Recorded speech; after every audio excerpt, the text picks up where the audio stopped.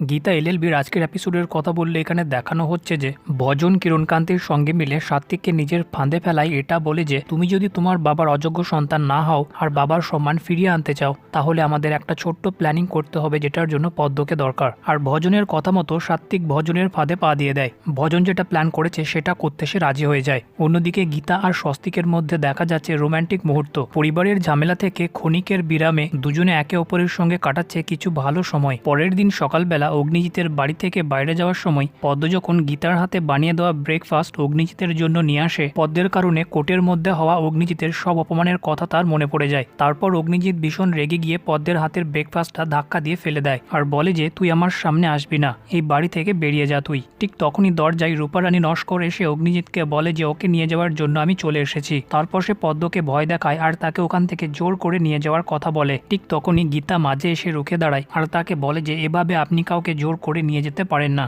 তারপর রূপারানী গীতাকে বলে যে আচ্ছা তুমি তো সেই যে পদ্মকে কেস জিতিয়েছো, কিন্তু এসবের কারণে পদ্মের কপালটাই পুড়ে গেছে, পদ্মের নামে ছিছি পড়ে গেছে আর গ্রামের কেউ ওকে বিয়ে করবে না। ওর 3 মাসের বাকির টাকাটা দিয়ে দাও, তারপর আমি ওকে ওর মামা মামির কাছে পৌঁছে দেবো, তারপর তোমরা যা খুশি করতে পারো। তারপর রূপারানী আজে বাজে বকতে শুরু করলে অগ্নিজিৎ রেগে গিয়ে বলে যে ওকে আর পদ্মকে বাড়ি থেকে বার করো। তখনই সাত্বিক এসেও পদ্মকে বাড়ি থেকে তাড়িয়ে দেওয়ার কথা বললে গীতা সবার সামনে রুখে দাঁড়ায় এটা বলে যে পদ্ম বাড়ির বাইরে যাবে না। কিন্তু সবাই পদ্মের বিরুদ্ধে কথা বলতে শুরু করে আর সবাই বলে যে পদ্মকে এই বাড়ি থেকে বেরিয়ে যাক। কিন্তু সবাই পদ্মের বিরুদ্ধে কথা বলতে শুরু করে আর বলে যে ও তো একটা আয়া সেন্টারের মেয়ে, এই বাড়ির কেউ নয়, তাই ও এই বাড়িতে থাকবে না। যেখানে রূপারানীও বলে যে আমিও পদ্মকে এই বাড়িতে থাকতে দেবো না। তারপর সেও পদ্মকে নিয়ে যাওয়ার জন্য জোর করতে শুরু করে। তারপর গীতা মাঝে এসে রূপারানীকে আটকানোর চেষ্টা করলে রূপারানী বলে যে আমার দায়িত্ব ওকে ওর মামার বাড়িতে পৌঁছে দেওয়ার, তারপর চাইলে আপনি ওকে ওখান থেকে নিয়ে আসবেন, কিন্তু এখন আমার মাঝে আসবেন না, আমার কোনো যায় আসে না আপনি যত বড়ই উকিল হন না কেন।